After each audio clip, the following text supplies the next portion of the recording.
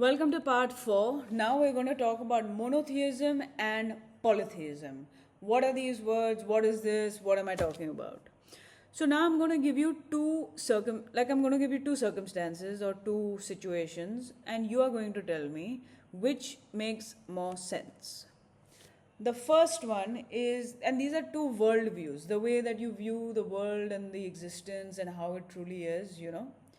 So the first view is that there are these gods, there are these higher entities who are very powerful. There are good, there are demons, there are bad, but they're all a lot more powerful than we are.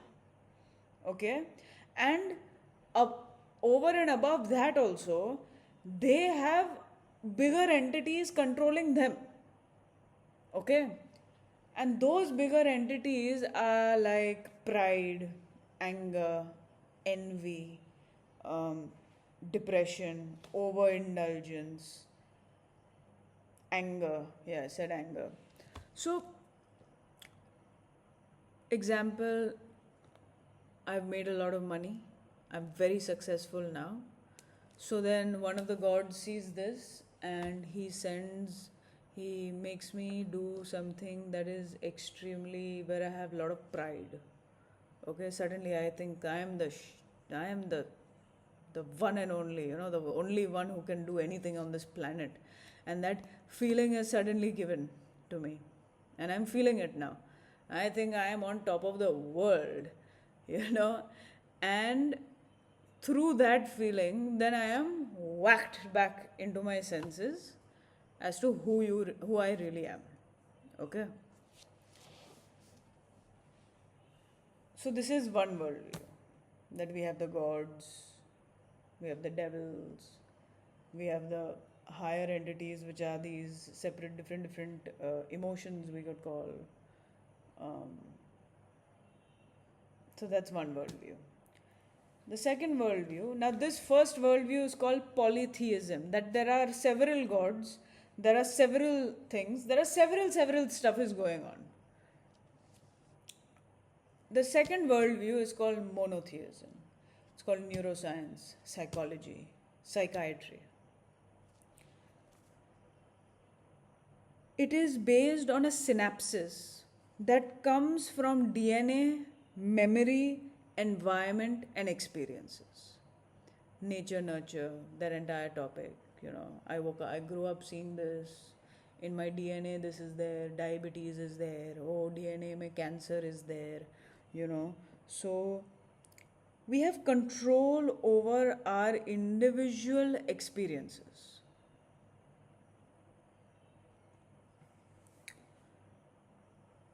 If there is something, we'll do some therapy, we'll do some exercises, we'll take some medication if required, and then we can balance this out. Okay. Things can be controlled. There is an attempt to control and make sure that things start moving little, like a straight line. Now, listening to these two, a logical mind which has been deeply trained since the past, say, 200-300 years, is going to say that the second one is true. It sounds like a no-brainer at this point. But the truth is that the first point, which is polytheism, is true. Now you have to hear me out. There's going to be resistance. There's going to be like, what the hell are you talking about? Like tripping balls, all of that. I get it. Trust me, I get it. When we assess life, polytheism makes for an accurate assessment as opposed to this scientific way.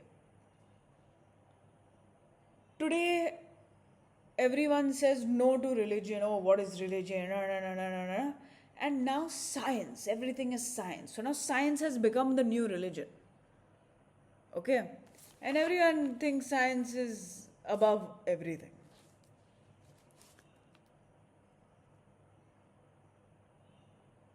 point one, which is polytheism, it helps us know that, okay, if Shivji is not helping, then I'll go to Vishnuji. If Vishnuji is not helping, then I'll go to the Greek god. If the Greek god is not helping, then I'll go to the other god. So, there are lots of things I can explore, lots of things to do, lots of time and lots of options to explore are there. Now, why would someone want us to believe two and not one? Think of it as someone higher than us who's instilling all of this in us, but why would they do this? Think logically. I'm going to give you some time, just think.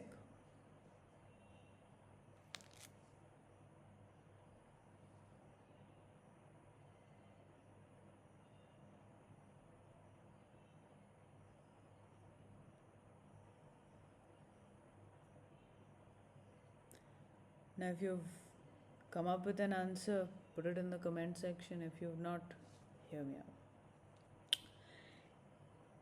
So the second point is all about individual responsibility. It is on you. If you want to do better, it is on you. You are responsible. Only you can do it. It's like that. So this kind of a responsibility suddenly feels like a heavy burden that suddenly we are carrying. And that motivates us to work harder. We'll work harder. As hard as possible, make all the money in the world, And also this individual responsibility for a social being makes us feel absolutely powerless. So now you have a person who is full of shame, who's full of guilt, who is feeling powerless and has this fire in the belly to work as hard as possible. Now this kind of a person is very easy to control. I'll dangle some money like this and I'll be like, now chal, work. You think you're doing the right thing. And at the end of the day, I said before in the previous video of money that it's not about the money. It is about your time, your amount of energy, work you have put in, and the value that you provide. Your value comes in how much work you do. At the end of the day, when you're working for these big institutions, who is benefiting? You are getting your sample, whatever you're getting, whatever money you're getting, but who is benefiting? Really? Ask yourself. Now, most people who do not work in big corporations, with all of this burden, responsibility, suddenly being isolated, having all of this stuff, not knowing what to do, they are a different section of society that gets indulgent, that gets like a sloth. It becomes, they start eating a lot, they watch a lot of porn, they play video games all day, they do drugs. That's another section of the society. That is a rebel society because they know something is not right. They don't want to do what they are told to do, but they also don't know what else to do. And they fall into this category.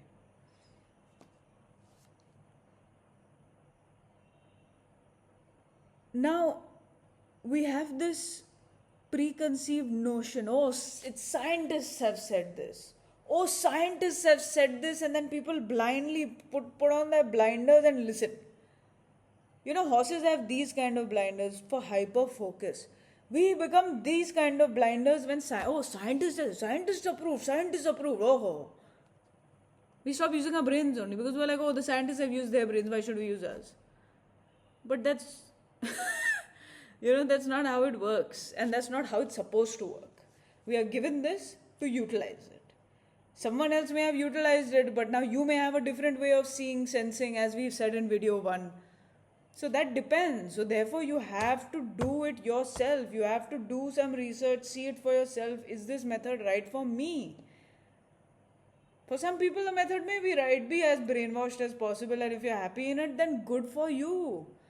But majority of us will not work in that kind of a system. Now let me tell you science, okay? What is science? Science is like, okay, for example, there is a case, okay? A has killed B. A is a gangster, comes from a gangster family full of crime, full of power, full of cash, full of everything. Everybody is scared of A. Okay? But now, and A has killed B, shot him straight dead. We also know that A is dealing in arms, is a criminal, is fully criminal. But now there is no proof. There is no proof that A has killed B. Logically, intuitively, people know that A only has killed B, boss. We know this. That is the truth. But there is no proof. The proof aspect is science. Science is what? It's a collection of proof, of data that they have collected over the years by observing a certain number of people. That's what science is. And then they go deeper and deeper with this experiment and that experiment, and it's proof. Today, there are so many things that cannot be proved. So you're going to tell me it does not exist? We know A has killed B. We know A is dealing in arms, is a gangster, criminal, got thousands of cases after him. But because there is no proof, we are going to let him go free. That is what science is. Just because now science has yet not caught up to reality, that means the rest of reality is lost. It's as good as if someone is there who wants to come and shoot me in the face, all I will do is close my eyes. So what, he's disappeared or what? Is he not there in front of me? Of course he is there in front of me. And that's what it is. Science will see what it wants to see. I am looking straight ahead. I am seeing a tree. The tree is beautiful from here. I can see one slight little fungus growing on it, and I can see little bit of the tree. I can see half of it because then I have a ceiling on top of me. So does that mean the fruits on the tree, the flowers on the tree don't exist, the roots don't exist, the soil doesn't exist, the grass don't exist? That's what it is. It is a point of view.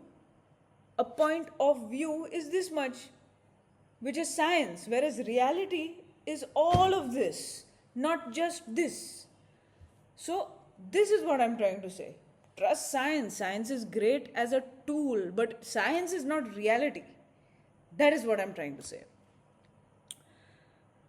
You know, for example, if you're sad, today now you're sad, you're just feeling really down in the dumps, we are told, generally we are told, go to a psychiatrist, go to a psychologist, get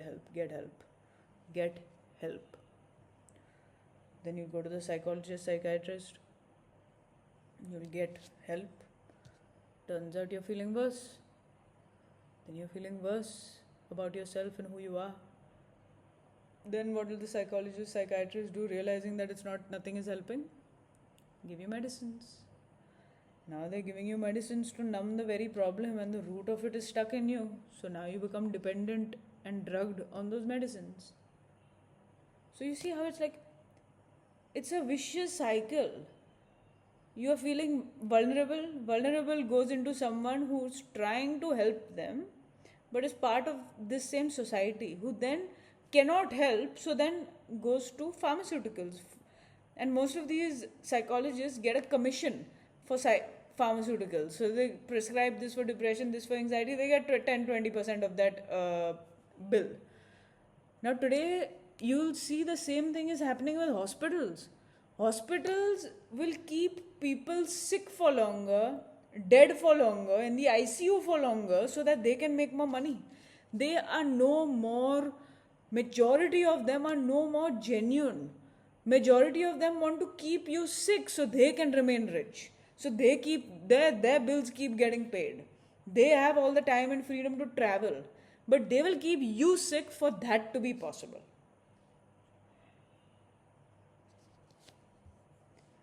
The system doesn't want to cure. it wants to make you dependent. You will see something with all these, take for example, Tupperware. I want you to Google the company Tupperware. Their products were so bangingly, magnificently perfect. They were immaculate products, okay? Like number one. So people, they would buy how much ever they needed and then they never needed to buy more. Today, Tupperware is bankrupt. Why? Because their products were so damn good, people didn't need to buy more. So you see these cars, you see washing machines, they will have this thing that, oh, every 6 months you have to maintain it. You don't have to maintain shit. Excuse my language. You don't have to maintain anything. For a dryer, there's this one little socket that comes, you remove all the dust and hair after every 3-4 washes, put it back in and it works as good as new. But no, they want us to be dependent. They want to make us handicapped. They want to make sure that we are consumerists, that we keep buying all the newest gadgets and the best brands and all of that. But at the same time, they want to hide the very truth from us so that we are just blinded. We are not like this, we are like this throughout. And that is what's happening. And that is where majority, unfortunately, of this world is in. It's in a blindfold.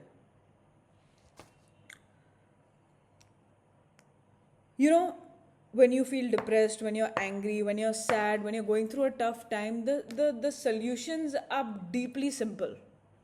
Go out for a walk, look at the moon, get into nature, talk to a friend, go play a sport. It's very, very simple. Things that are literally free. But no. They will complicate the process, make you think you are way worse than you are. This has happened in my own personal experience where I was actually doing pretty good, dude. I was so good. I had a good body. I was good. Then I got into a 2.5-year course. And in this course, through the span of the course, I started getting worse. And I'm wondering what has happened. You know, what in me has changed that suddenly I become worse. I became softer as an individual and not in a good way. I was soft even before, but I became soft to an extent of just giving up on my body, that oh, body does not matter, and you know, stupid things that I never believed in.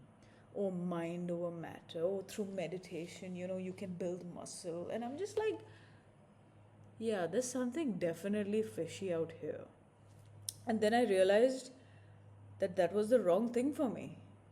You know, I was actually on a pretty good road. I was feeling good, and every time I did this class, I felt worse. You know, I just be like, wait, I thought I was good, but now suddenly I'm not. Like, you know, we all, because of our sensory differences, we all are different. You know, something that may be perfectly good for me may not be good for you.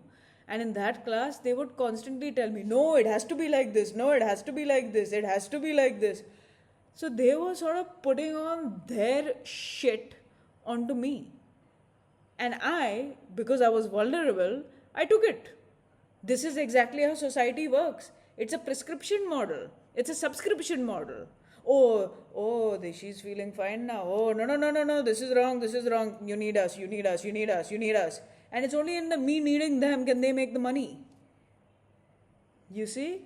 So this is how the system functions as a whole. Things are simple. We like to complicate. Or rather, we have been taught to complicate. So it's better we open our eyes now and we see things for what they truly are. You know, if you ever read the Vedas, the scriptures, the Hindu mythology, Greek mythology, you'll come to realize that these gods are a lot like us. Yeah, sure, back in the day they had more power, better quality food, this, that, better air, you know, they were bigger in size. Sure, if we were probably that big in size and had better quality food, air, we'd also probably be as strong and big and, mighty. Maybe 1,000 years down the line, we will be considered as the gods. Who knows? And then, no. But now we are made to believe that they are superior to us. Why? They also killed. There are gods that drink alcohol, like Bhairav Baba. There are gods that have done weed. There are gods that literally have killed people. There are gods that participate in wars. What's the difference? There's no difference. So, you see, in the polytheism, my point is that we have lots of options. And we also have that, the gods have done all of this, then it's okay that I have made this mistake, or it's okay that I have been in exile for the past 6 years. It's okay. Lord Ram went to exile for 14 years, where he left his wife and his wife got kidnapped. So, point of these stories of gods is not to be like, God is everything. But it's just to know that, there's not much of a difference. And because if they can make their mistakes, why can't I? Today we are living in this perfectionist society, which is one of the reasons why I'm purposely making these videos as raw as possible. It's like I'm talking to a friend. I haven't done my hair. I don't put makeup anyway. I'm not bothering about what I'm wearing. I don't care. Out here, it's about spreading the message. It's the message that holds the crux. And that is my intention towards this. So, gods also give and take.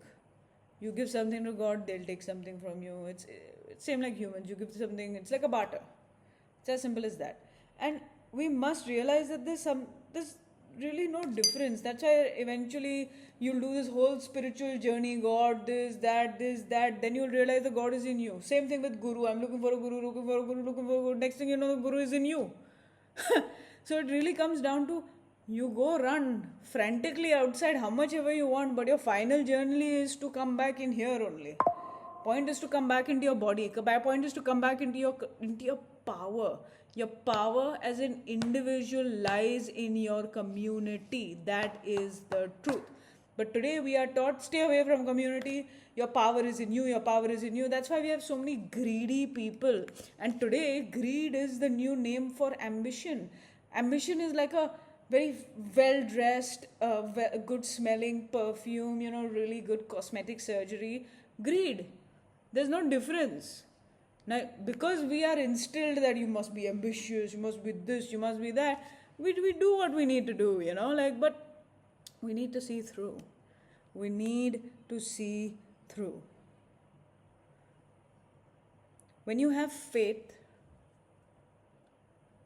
when you believe that fate is going to happen to you, irrespective of what you do, which is the truth, fate is going to happen to you, irrespective of what you do.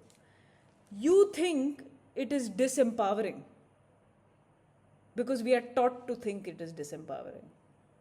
See, if surgery is written for you on the 8th of June, you are going to get a surgery.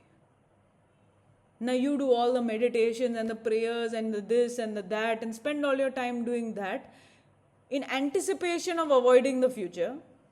That means you've avoided the present also. And you do that. Or you have faith.